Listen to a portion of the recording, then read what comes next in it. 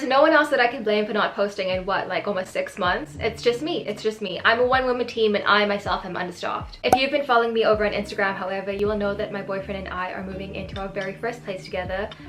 Technically this place is already our first place together, but this one is a rental. I'm not going to say too much just yet. Just know that there's a lot to do. And that's kind of what inspired this vlog slash video today. Although this video will largely center around my personal move and the things that I do to find moments of peace and romanticizing little errands, there's hopefully some inspiration that you can take away from this as well. Keep in mind that this to-do list is literally not just like, you know, your everyday to-do list. This is just something that's a little bit more personal to me. And in this case, it's also about being intentional with the space that I'm going to be in. So I'm going to take you through my to-do list and then I'm going to show you how I'm trying to romanticize it. One of the things that we really wanted to do was start selling our items on Vinted. Something that I enjoy doing to romanticize this is to actually make this an experience for the person who's going to receive it.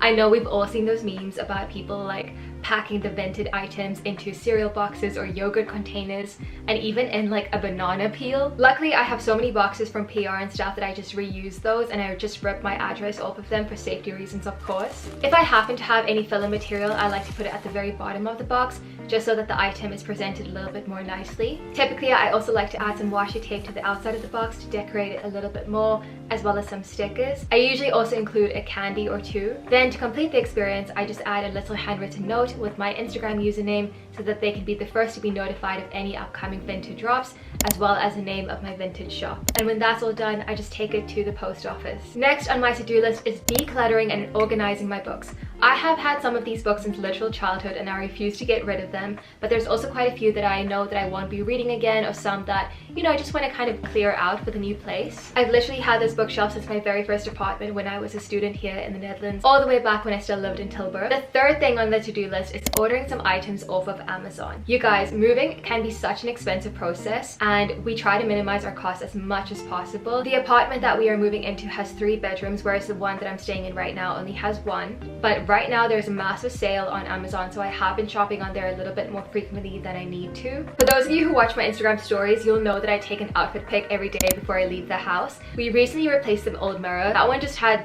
bad juju, so I was like, this has gotta go. The one that I replaced it with is a beautiful suede wavy mirror which I got from bol.com, very popular Dutch website. I think I made a mistake buying it in the suede material because I realized it's such a creamy light color that it could get dirty very easily, and suede and water just don't mix. However, it's been fine for now, and I have noticed if you just clean it with a damp cloth, it's okay. So if you are interested in buying the exact same mirror that I have and twinning with me, just keep that in mind. So next up is a sneak peek of the new place actually, but we have to go and measure the space of the new apartment. This is largely because we don't know how our new fridge is going to fit. We also don't know how the new couch is going to fit. I kind of want to tape it out, like, you know, have a little bit of a mock-up layout. So the 5th thing on the to-do list is decluttering my makeup. I have had this running joke inside my head for the past couple of years where I say that if something is expensive, it doesn't expire. And that is not true.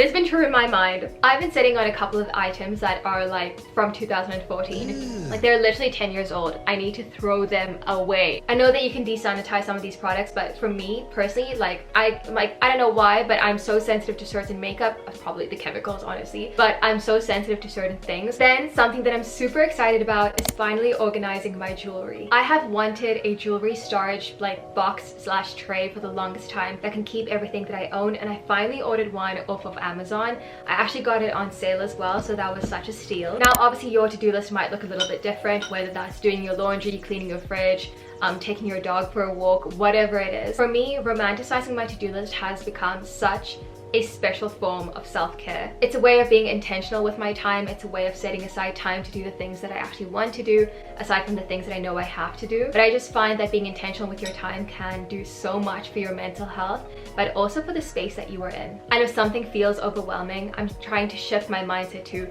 oh, I'm so grateful that I'm able to do this. So for example, there are definitely some days when I don't even feel like doing the laundry, but then I kind of do a little mindset shift where I think how grateful I am to be able to have these clothes to wash. Same with cooking dinner, for example. You know, I might be really tired after a super long day and I'm like, how grateful am I to be able to eat this meal today? So as this video comes to a close, remember that romanticizing your to-do list isn't just about, you know, making things look pretty. No, it's really about reminding yourself that time is a luxury. It's about making time to feel present, to be present. I hope that this video inspired you in some way or the other to romanticize your to-do list. Let me know in the comment section how you plan to add a little bit of softness to your everyday routine.